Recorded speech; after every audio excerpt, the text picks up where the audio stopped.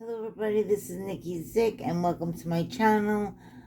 Today I'm going to do another stylized abstract floral with a wash of watercolors behind the permanent marker drawing.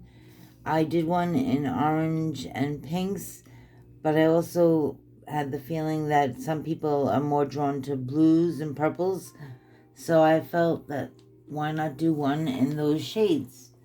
So I'm going to prop it up with my Relax and Evil Eye. And I'm working on the full paper. I'm not putting a border of tape on this. This is a 5x7 Academy pad. These I bought on Temu. They're much cheaper than on Amazon. It's really the only thing that I've been buying from Temu because a lot of the other supplies I'm not really happy with. The paints or the markers don't work correctly. So I find the Academy pads are really good price for your money over on Temu. So to get started, we're using a permanent marker, and I'm using an ultra fine point to get the fine details. And this is a whimsical floral, and it has no right or wrong way to be done. It's just having fun and drawing and adding colors. So let's start off with this big circle around here. I'm going to give it another border outline. And the lines don't have to match or connect. This is all freestyle. I'm adding a little center dot, and then I like to do this pinwheel accent around the flower to give it a little motion. Then we'll do a flower on top, more on an angle. And this flower I'll give some petals, and you go underneath the other flower and put petals around the edge of the flower. And this one too, I'll give a center and pinwheel details. Next we'll draw a flower here, and we'll do a double ring on the center, and we'll do more petals. I'm drawn to this petal, I guess, because it's recognizable as a flower. This will put a dark center. Then we'll do a pinwheel flower in the center. Just do a spiral, and again with the outside petals.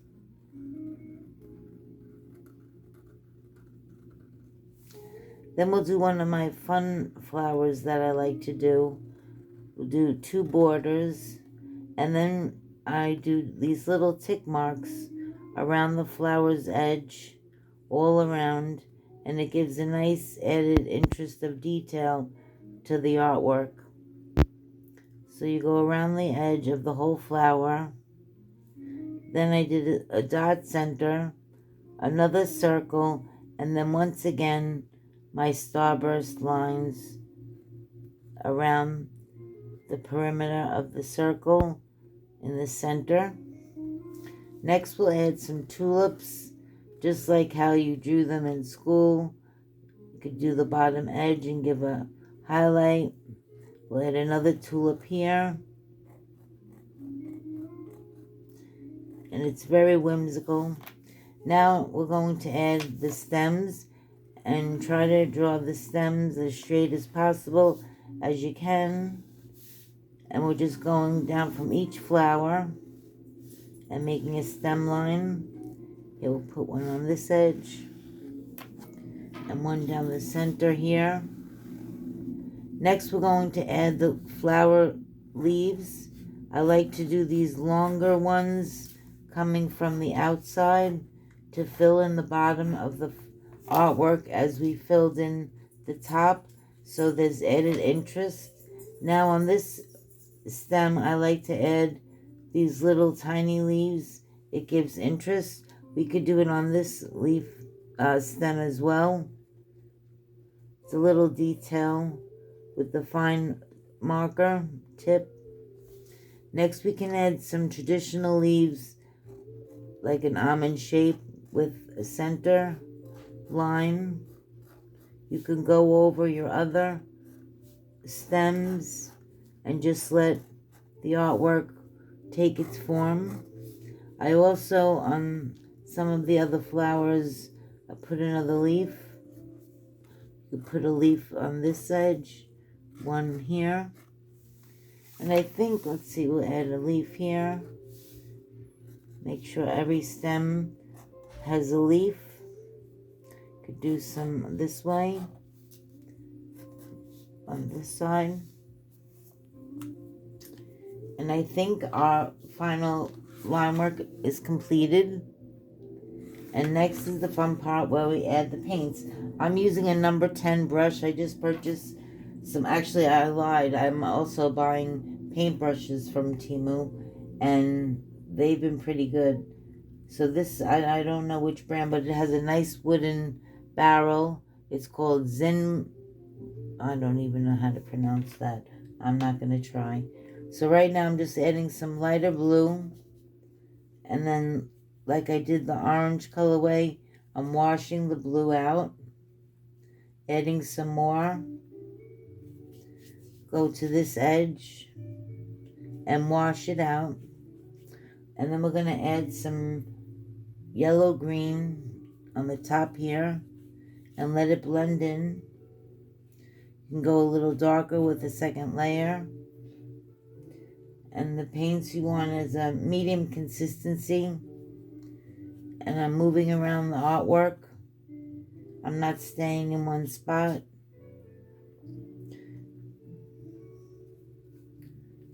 I'm going to add another darker blue to the center. Get my paint a little thicker. Add some blue to the bottom. Actually, I think it was this other blue that's a little brighter and darker. And then I added some darker purple, which I always like to mix purple with blue. It adds a nice contrast to the artwork and blends nicely with the shade of purple. And then you have the blue accents mixing in with the green,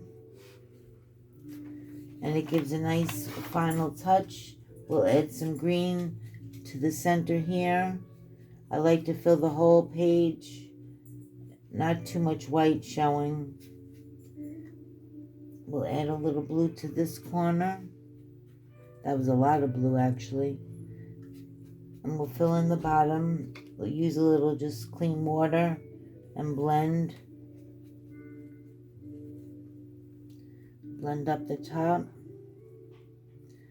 I think I'm going to add a little more purple contrast in this corner.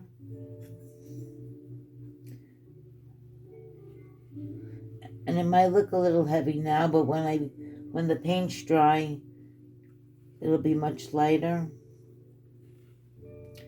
as the watercolor dries. And here is our finished piece. Actually, I'll add a little more blue.